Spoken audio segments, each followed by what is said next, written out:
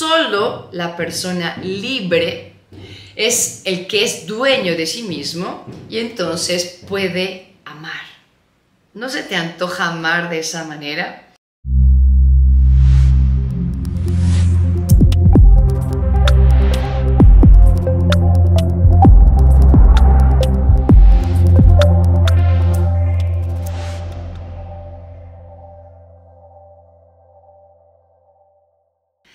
Hola, bienvenido a la Teología del Cuerpo, fácil y directo. Aquí vamos a hablar sobre los diferentes ciclos de la Teología del Cuerpo, de tal manera que podamos comprender esos principios que nos van ayudando a sanar el corazón, a comprender más profundamente nuestra identidad y el camino que debemos de seguir para poder aprender a amar. Yo soy Rebeca Barba y soy una apasionada de la Teología del Cuerpo. Es más, hace 12 años la Teología del Cuerpo realmente cambió mi vida 180 grados y estoy convencida de que también puede cambiar la tuya. Hoy continuamos meditando, hablando sobre este ciclo 6 que se llama Amor y Fecundidad. Y después de haber visto un poco más de Humanae Vitae, después de paternidad responsable, ahora nos vamos a enfocar muchísimo más en lo que se llama la espiritualidad conyugal. Estos tres elementos forman parte de este ciclo 6 en la segunda gran parte de la Teología del Cuerpo que nos contesta cómo es que yo puedo amar para poder ser realmente feliz. En este tema que yo voy a explicar, no vamos a explicar cómo es que la pareja reza, ¿no? Quizá uno piensa en espiritualidad conyugal y se imagina, ¿no? Porque ha tenido experiencia de que esa palabra se usa para el matrimonio tiene que rezar junto, o tienen que ir a misa, o cómo rezar por la pareja. No sé qué ideas se nos pueden venir cuando hablamos de esta espiritualidad conyugal. Pero más bien lo que yo quiero compartir con ustedes es como la esencia, el corazón de Humanae Vitae que muy pocas personas han descubierto. Casi siempre la encíclica Humanae Vitae se resume a este tratado sobre la natalidad que nos da la Iglesia como madre y maestra. Pues bien, no es así. En realidad de lo que yo quiero hablar es de cómo la espiritualidad conyugal de alguna manera fue el tema central que le preocupaba a Pablo VI cuando empieza a escribir esta encíclica. Y si bien se toca hacia el final, no por eso es menos importante. Así que yo te aseguro que después de escuchar justamente la explicación de la última parte del ciclo 6, tú te quedarás convencido de que es posible amar como Dios ama. Porque esta va a ser la gran pregunta que vamos a contestar en esta clase. Hay muchas maneras rimbombantes de poder expresar qué es lo que Juan Pablo II nos está preguntando, especialmente a los que están casados. Pero últimamente el Papa nos va a dar la respuesta de si realmente Dios eleva el listón del amor para un matrimonio y les dice que son capaces de amar hasta este nivel. Entonces está la gran pregunta: ¿será que la Iglesia me pide algo imposible? ¿Será que yo tengo lo que implica el poder amar de esta manera? Y yo te aseguro que después de escucharme podrás concluir conmigo que, abandonado a tus propias fuerzas, esto va a ser imposible. Pero si pedimos la ayuda de lo alto, esto definitivamente es posible para cada una de las personas llamadas a vivir el sacramento del matrimonio. Así que vamos a comenzar. Primero hablemos de la espiritualidad en la vida conyugal. Creo que esa espiritualidad conyugal abre caminos de gracia a través de los sacramentos. Saber que el matrimonio que está tratando de vivir según el plan de Dios tendría necesariamente que estar insertado en la vida de gracia, como ese sarmiento que está unido a la vid. Y sabemos que unidos a la vid todo lo podemos y damos vida, pero que cuando estamos separados de la vid, morimos, nos secamos y nos tiran. Así dice el Evangelio, ¿no? Y de ser arrojado. Y no queremos eso. Nosotros queremos recordar que somos esas ovejas del pastor, ese pastor que dio la vida por nosotros, ese pastor que nos conoce, ese pastor que es el amor de nuestra vida y que nos dijo en el capítulo 17 de San Juan, quiero que sean uno. Y quiero que sean uno como mi Padre y yo somos uno. Así que este tema es de vital importancia. Dice Humanae Vitae en el número 25, con el sacramento del matrimonio, los cónyuges son corroborados y como consagrados para cumplir fielmente sus propios deberes, para realizar su vocación hasta la perfección. Me encanta cómo habla de la belleza del sacramento, que te da como una gracia de estado, de saber que, como lo hemos repetido muchísimo en la teología del cuerpo, el llamado de Dios es promesa. Si Dios me lo está pidiendo, Dios me va a dar la gracia para ser fiel a aquello que me está pidiendo allá donde Él me llama. No es un Dios que me exige y luego no me da los medios o las herramientas para llegar hasta allá. ¿Y quién conoce mejor el corazón humano que nuestro Señor? Así que debemos abrirnos nuevamente al tema que es el más repetido y el fundante de todo este ciclo 6, y es la confianza real en Dios. ¿Confío o no confío en Dios? ¿Y quién es mi Dios? Porque si es ese Dios verdadero que se nos ha revelado como aquel que dice, sin mí no puedes nada, pero conmigo todo lo puedes, ese Dios que el ángel Gabriel dijo, para Dios no hay imposibles, entonces tenemos que abrirnos a esta enseñanza con toda la confianza de una invitación de este Padre bueno que quiere que sea feliz y que me va a quitar la venda de los ojos para que yo vea cómo puedo amar mucho más de lo que yo he creído que soy capaz o muchísimo más de lo que el mundo reduce, ¿verdad?, al ser humano y su capacidad en este campo del amor. Esta vocación es posible por una fuerza esencial y fundamental que es el amor injertado en el corazón por el Espíritu Santo de Dios. Ese amor de Dios que ha sido derramado sobre cada uno de nuestros corazones. Y por eso los cónyuges reciben esta fuerza que deben implorar, y aquí se menciona sobre todo en hombre y mujer los creo, las catequesis de teología del cuerpo, 3 medios indispensables para fortalecer esta unión con Dios en los esposos. Por un lado está la oración, por otro lado está la Eucaristía y finalmente está la penitencia. En el momento oportuno les voy a dar la cita concreta de Juan Pablo II para que veamos cómo Dios viene realmente en nuestro auxilio y si estamos cerquita de Él y abiertos a recibir todas las gracias que derraman sobre nosotros los sacramentos, estaremos equipados para abrazar las exigencias del verdadero amor, las exigencias de leer los cuerpos, especialmente los que están casados, desde la realidad del amor, desde la verdad que exige este lenguaje del cuerpo. Así lo llama Juan Pablo II, el lenguaje del cuerpo releído en la verdad. Humanae Vitae se pregunta, ¿es posible amar como Dios ama?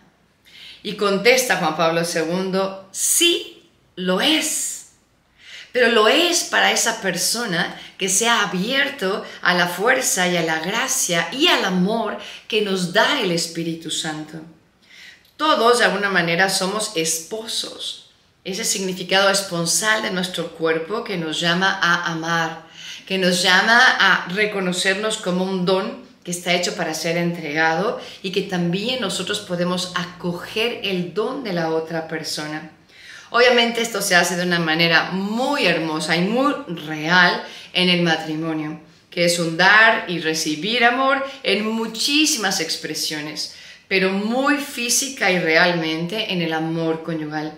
En esa relación íntima sexual que tienen los esposos hay un hacer carne, hacer como muy claro, muy visible ese darme al otro y ese ser acogido por el otro.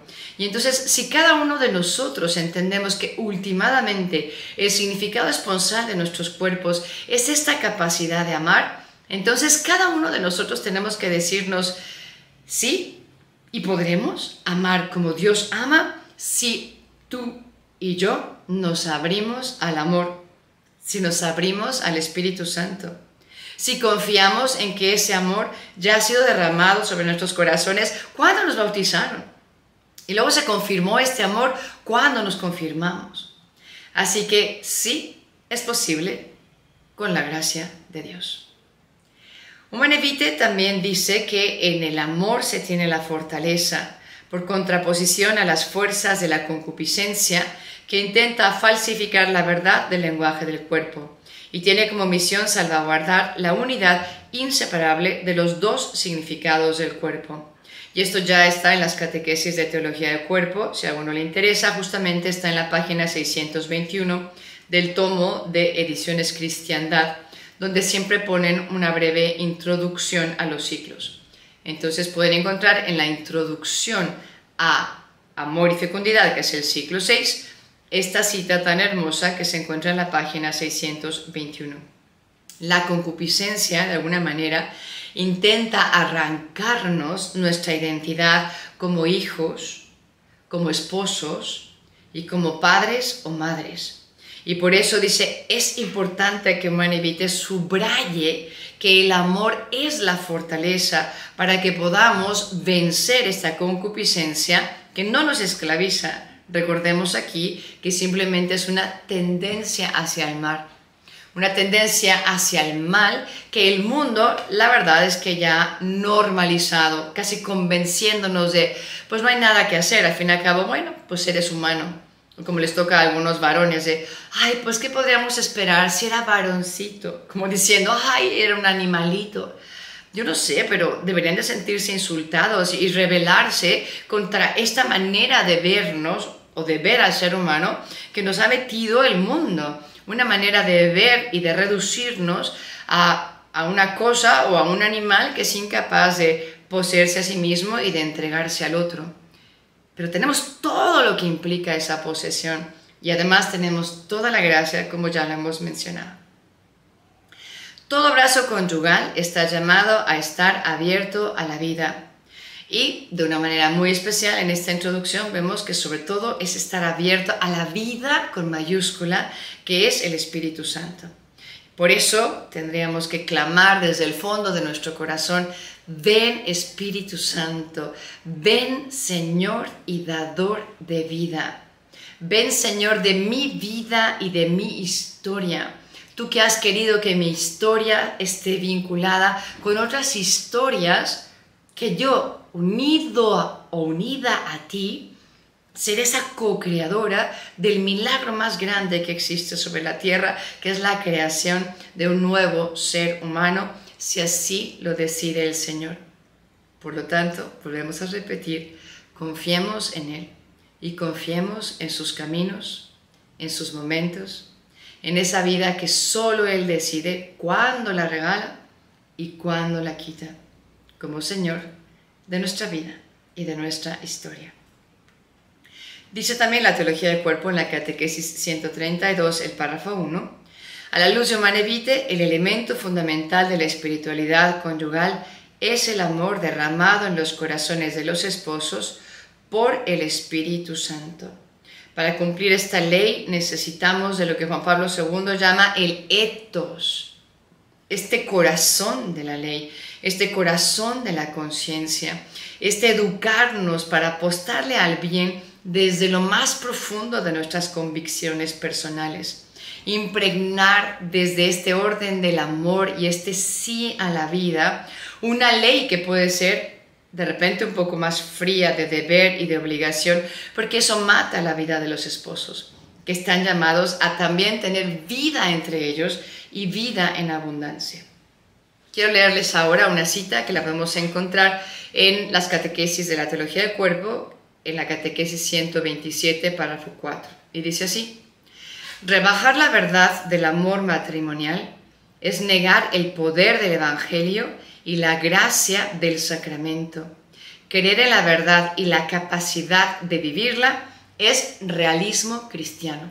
Es que me encanta, o sea, yo puedo vivir estas exigencias que cada vocación tiene, pero si yo estoy llamado al matrimonio, lo que Dios me está pidiendo, lo puedo lograr. ¿Por qué? Porque hay una fuerza en el Evangelio que me va deletreando cómo se ama, y hay una fuerza también en la gracia del sacramento del matrimonio, esa gracia de estado.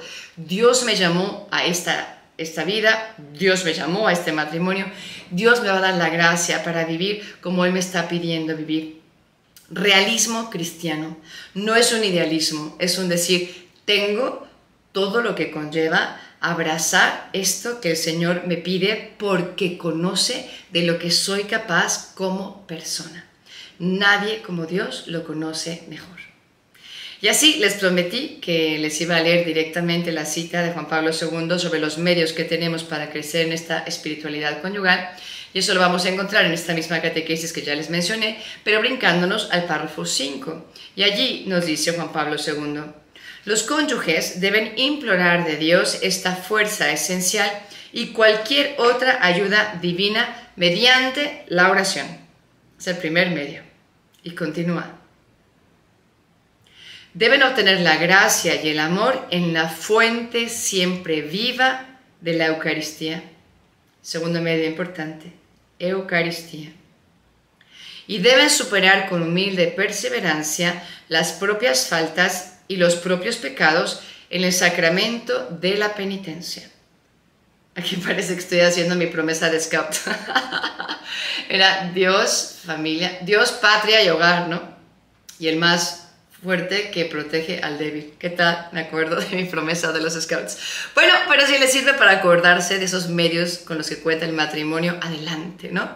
Tenemos la oración, tenemos la Eucaristía, tenemos la penitencia y tenemos la fuerza de Dios y del Espíritu Santo que vienen en auxilio de nuestra debilidad. El amor es fuerza, es decir, capacidad del espíritu humano de un carácter teologal, es decir, es una fuerza que nos viene de lo alto. Y continúa, esta es pues la fuerza dada al hombre para participar de ese amor con el que Dios mismo ama en el misterio de la creación y de la redención. Es como si Dios mismo nos invitara a participar de su mismo gozo en crearnos. Y así los esposos también se regocijan con el Señor al ser parte de crear a ese ser humano que no solamente es bueno, sino que es muy bueno. Bien, pasemos ahora a hablar de la castidad en el matrimonio y la castidad que se manifiesta como continencia. ¡Wow! Este sí que es un tema, ¿no? Muchos de ustedes dicen, ¿cómo? Pero no, Rebe, o sea, la castidad era para el noviazgo, ya cuando uno se casa, ¿no? Como mis exalumnas, muchas de ellas que dicen, no, pues estoy casada y entonces ya voy a estar como changuita todo el día y qué bueno que ya se me quitó esto de la castidad y que todo lo que me prohibían y que era malo, ahora me dicen, sí, ya lo puedes hacer cuando quieras y como quieras. ¿Qué pasa? Esta es la mala educación de la sexualidad que hemos tenido en nuestro mundo. Y en realidad sí es una expresión bellísima de amor y es propia del matrimonio y se procurará en muchos momentos de la vida matrimonial. Pero esta última expresión del amor conyugal, que se llama este abrazo conyugal, en palabras de Juan Pablo II, la intimidad sexual propia del matrimonio, está allí como una corona cuando se ha tejido el amor en la vida ordinaria. Y hay que tejer el amor desde cómo me levanto para decirle buenos días al amado, aunque en ese momento quizá me caiga un poquito gordo, ¿no? O aunque estemos medio peleados de ayer, bueno, borrón y cuenta nueva, empecemos con un buenos días mi amor, ¿verdad? Y luego cómo puedo tener esos detalles de cederle el paso o de asegurar que esté listo el desayuno o de estar allí cuando se despide, mirarle a los ojos, desearle lo mejor o inclusive tener un ratito donde yo puedo orar por él en voz alta, puedo darle la bendición y él me da a mí la bendición. Cómo podemos compartir las tareas y con mucho gusto decir, ok, si quieres yo paso por los niños, tú llegas con tu mamá a tal hora y ya saben todo lo que se organiza en la vida matrimonial, ustedes mejor que yo. Y allí se va dando un sí al amor, ahí se va decidiendo amar como Dios nos pide amar. Y todo eso se va de verdad tejiendo y la persona amada, la pareja, sea el varón o la mujer, van sintiendo ese aprecio, ese valor del otro, esa admiración de la otra persona, ese sentirme querido o querida y que puedo realmente contar con ella o con él.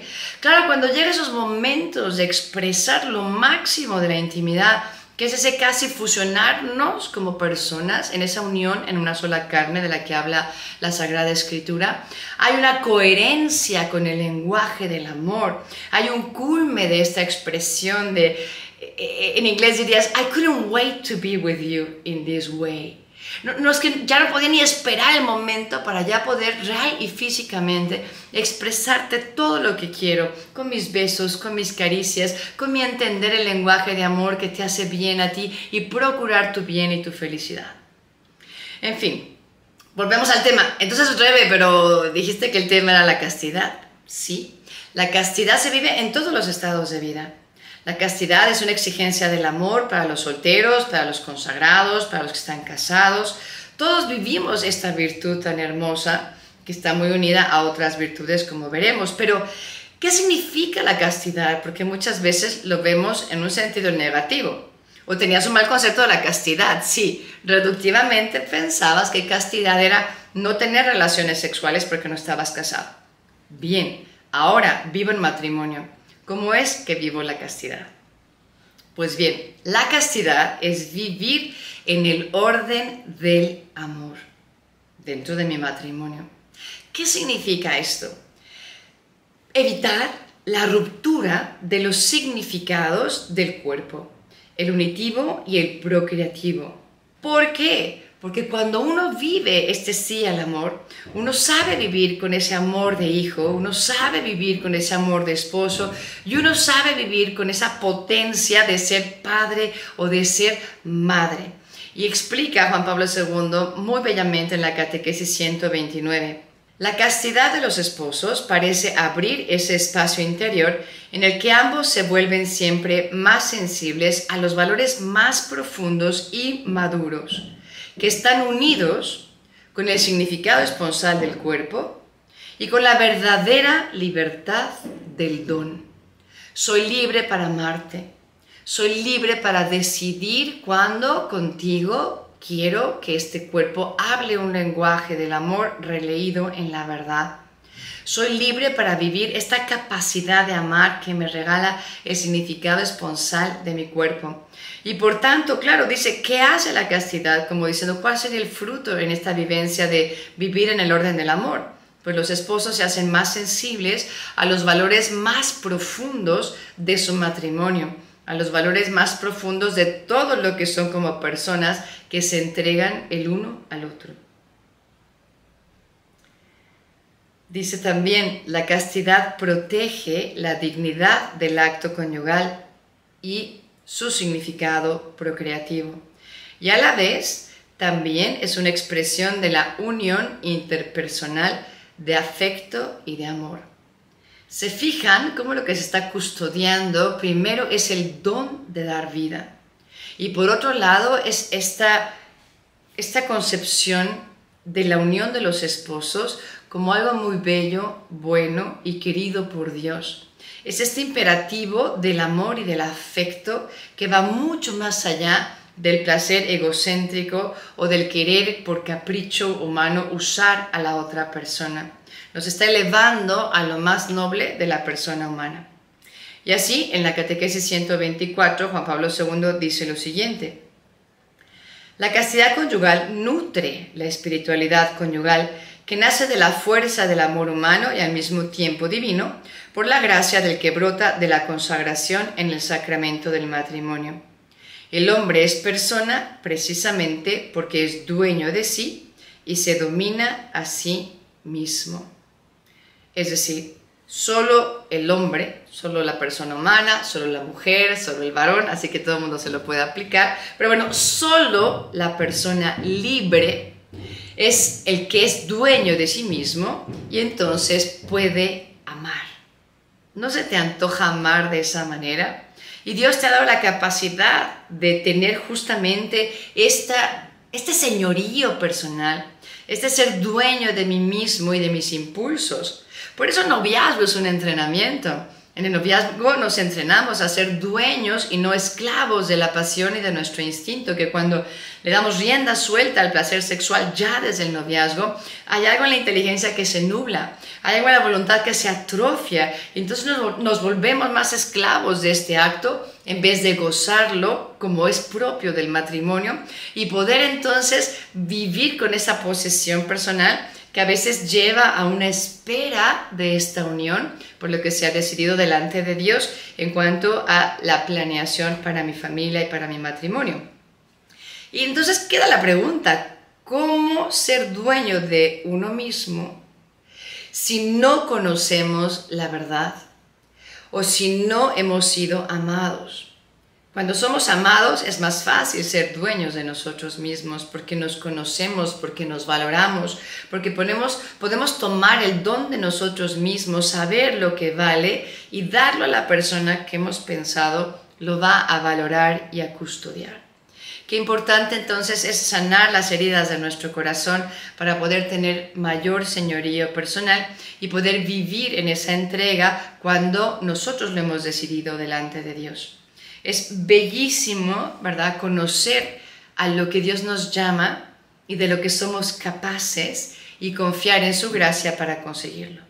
Por eso subrayé esta parte. Hay veces que definitivamente o no hemos conocido la verdad y nos tenemos que poner a estudiar la teología del cuerpo a fondo, o quizá no hemos sido amados con ese fortalecimiento que nos regala como consecuencia una sana autoestima, un saber valorarme y de saberme capaz de controlar mis impulsos y de tomarme en un puño, por decirlo así, para que desde aquí pueda entregar este don de mí mismo al que yo amo. Toda esta belleza es teología del cuerpo. Estamos en el último ciclo de amor y fecundidad. Déjenme leerles algunas citas. Déjenme leerles ahora algunas citas para que vean con qué profundidad lo expresa Juan Pablo II. ¿Se acuerdan que les dije? Es una virtud que también está unida a otras, no se puede entender aislada. Y aquí Juan Pablo II en la Catequesis 129, párrafo 2, va a mencionar algunas. Dice, tiene una conexión también con la prudencia, la justicia, la fortaleza y sobre todo con la caridad. Me parece importantísimo subrayar esta parte de con la caridad, es decir, con el verdadero amor hacia el otro. El otro día alguien me resumía el significado de la castidad en el matrimonio de la siguiente manera. Me dice, es estar como custodiando el propio corazón para que sea capaz de mirar al otro, de tocar al otro, de fusionarte con el otro, pero desde el amor, cuidando esos movimientos del corazón que pueden hacerse muy egoístas y a veces terminar en una lujuria que vacía el deseo sexual de amor y entonces cosificamos al otro. Lo hacemos un objeto que me sirve para mi placer. Y fíjense que el placer no es malo, o sea, el placer lo inventó Dios y es algo buenísimo. Solamente hay que tener cuidado de que el placer no sea el objetivo último, porque si el fin es el placer, todo lo demás se convierte en medio. Y la persona humana jamás puede ser un medio para ninguna otra persona y para nadie, para ninguna cosa. El ser humano es un fin en sí mismo, como dijo Juan Pablo II en su norma personalista. La persona humana es un bien tal que solo merece ser amada. Entonces, vivir la castidad en este abrazo conyugal, en esta intimidad conyugal, en este matrimonio, ¿qué significa? Significa que estoy custodiando, guardando, ayudando a mi corazón para decirle, vamos a amar a la otra persona. Cuidado de usar a la otra persona, porque no me pertenece, le pertenece a Dios. Y últimamente yo también soy hijo de ese Dios, por tanto ella o él es mi hermano o mi hermana antes de ser mi esposo o mi esposa. Eso también lo dice Juan Pablo II en su teología del cuerpo. Si pudiéramos despertar esta nobleza de nuestros sentimientos más frecuentemente, sería más fácil entonces vivir este acto con esa complicidad, con ese ambos estar buscando cómo hacer feliz a la otra persona. Y vamos, ese sería realmente un cielo, que pueda leerla, que pueda saber qué es lo que a él le ayuda más, que pueda entender los tiempos, que pueda decir, yo tengo un ritmo, pero por amor al otro, yo regreso y lo tomo de la mano para ir al ritmo que necesita la otra persona, especialmente la mujer en el acto conyugal. Sabemos que por diseño masculino, para el varón es muchísimo más fácil llegar a ese éxtasis propio de la unión conyugal. Y la mujer puede tener entradas y salidas en ese éxtasis, a veces no puede tener esa experiencia en todo el acto conyugal, y a veces de verdad logra llegar junto con él porque él ha tenido la nobleza de corazón y la virtud para regresar a donde ella está y poder ayudarla a caminar al ritmo de él. A buen entendedor, ¿verdad? Pocas palabras. Bien, también quería leerles otra cita que dice: una auténtica concordancia con la enseñanza íntegra de Humanae Vitae requiere practicar la continencia no como una simple técnica para evitar el embarazo. Pues eso es lo más sencillo, ¿no? Y lo más eficaz. Para evitar un embarazo simplemente nos abstenemos, no vamos a tener relaciones, es un método súper eficaz, ya lo estoy haciendo, entonces ya estoy viviendo la espiritualidad conyugal. Nos equivocamos. Dice Juan Pablo II, no es un método. Dice, más bien es una virtud que brota de una auténtica reverencia ante el lenguaje del cuerpo. ¿Qué lenguaje habla el cuerpo? Lo explica Juan Pablo II en el ciclo 5 del matrimonio. Está diciendo, habla el verdadero amor. Cuando dejamos que el cuerpo exprese sus significados, exprese su lenguaje, le estamos diciendo al otro que nos entregamos en libertad a él, que nos entregamos en fidelidad a él o a ella. Bueno, ustedes lo van aplicando según quien sea el que me está escuchando, ¿no? Que me entrego en totalidad de mi ser, con todas las consecuencias que pueden existir. Mi mente está aquí, mis sentimientos, mi pensar solo en ti. Te quiero a ti, solo a ti, para siempre.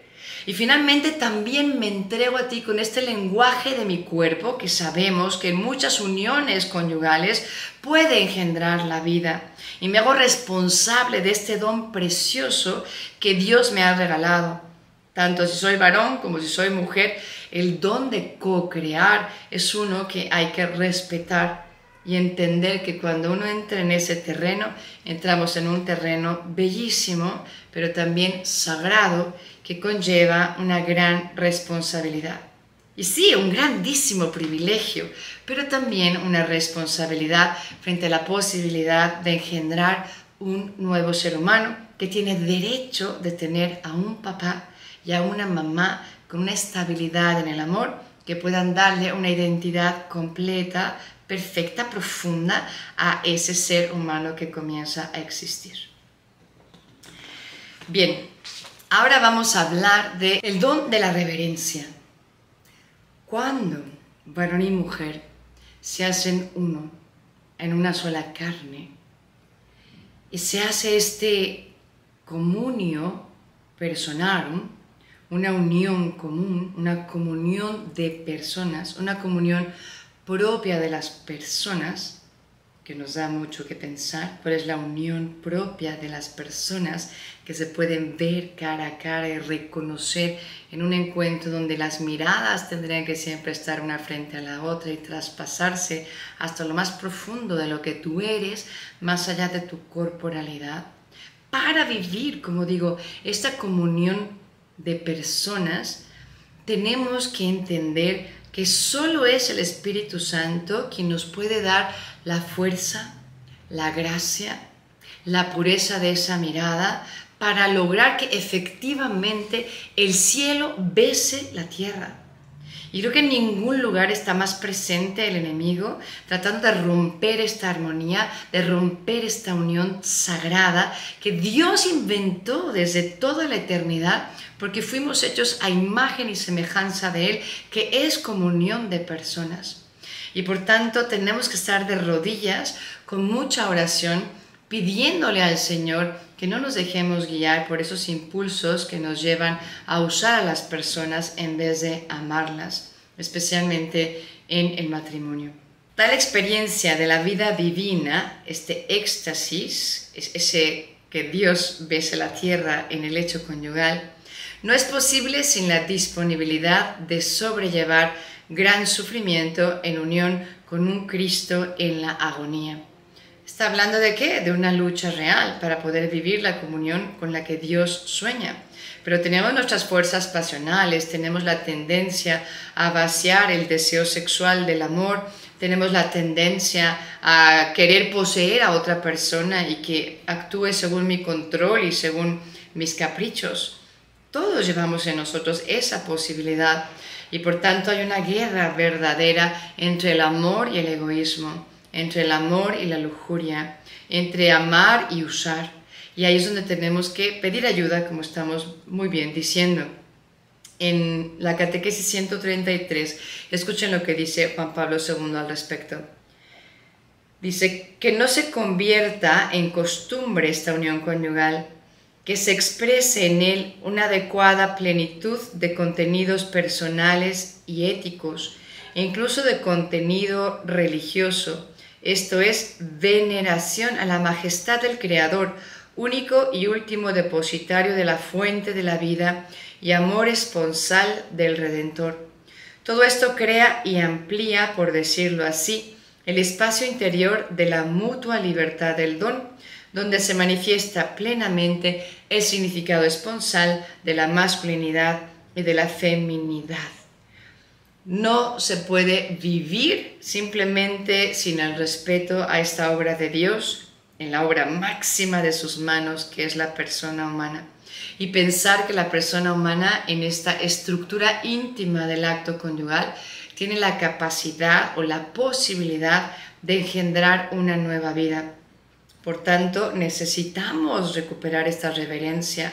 ¿Por qué hay tantas violaciones, inclusive dentro del hecho matrimonial?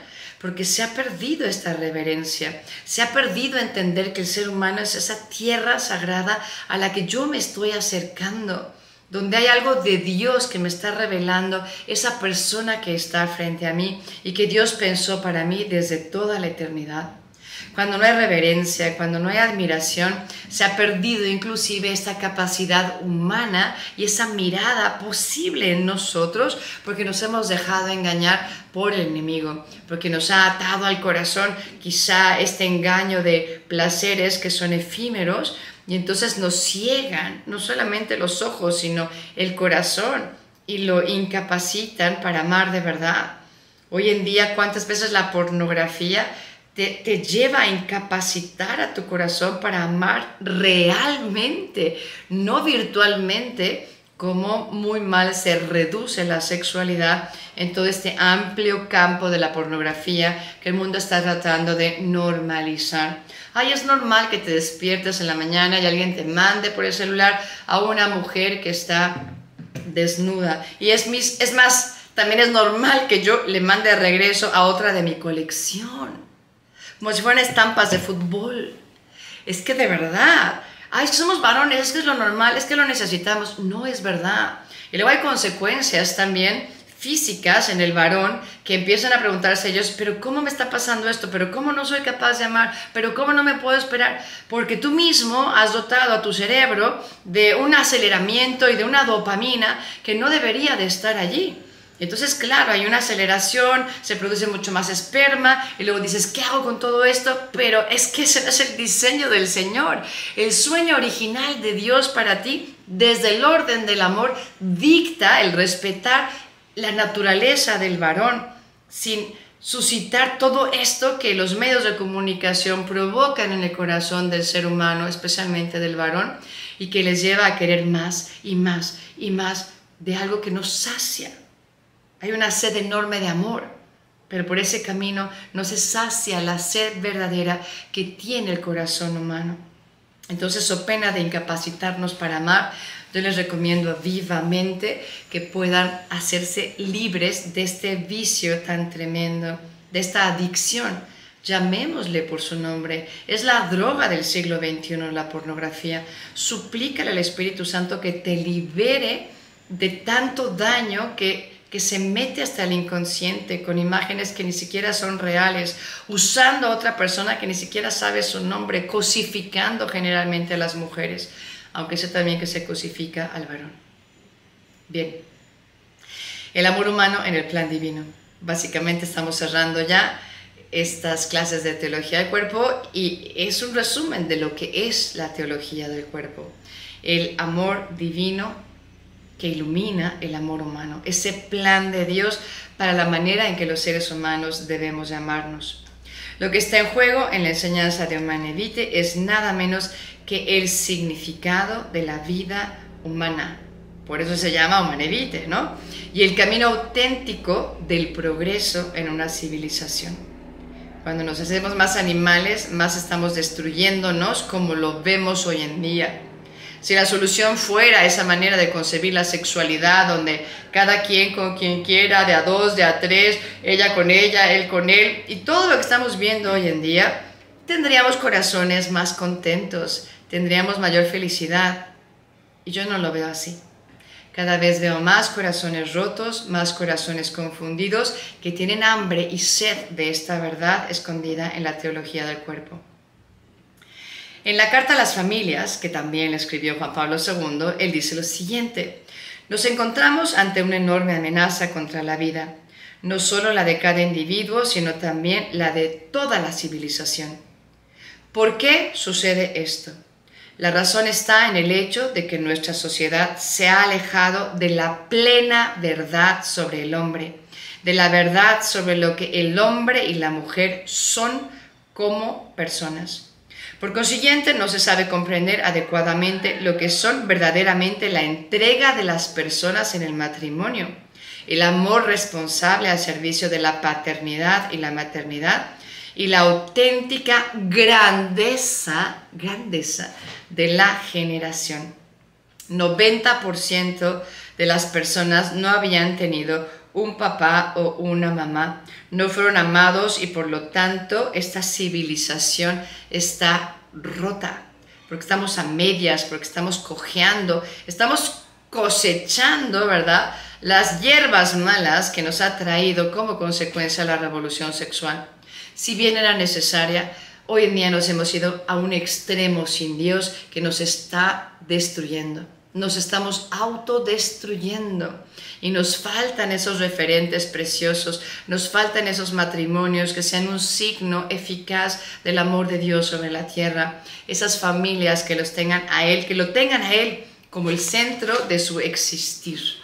Y finalmente Juan Pablo II cierra con esta gran pregunta que hace mucho eco en mi corazón y espero que también haga eco en el tuyo. Y así Juan Pablo II dice, preguntándonos, como provocándonos, ¿no? ¿De quién será la victoria? Porque hemos hablado mucho de esta lucha en el lecho conyugal para que gane el verdadero amor, ¿no? Pero entonces aquí está la pregunta, ¿de quién será la victoria? Y Juan Pablo II responde, de quien haya sabido acoger el don. Esta cita la encontramos en Dei Verbum número 55. No habrá ninguna renovación en la Iglesia y el mundo sin una renovación en el matrimonio y la familia. No habrá ninguna renovación del matrimonio y de la familia sin un despertar y defender la plena verdad de la persona humana y de su altísima dignidad. No habrá ningún volver a la plena verdad del plan de Dios sobre el hombre y la mujer sin la apertura del corazón de los hijos del Padre a la esponsabilidad de Cristo y a la fecundidad del Espíritu Santo.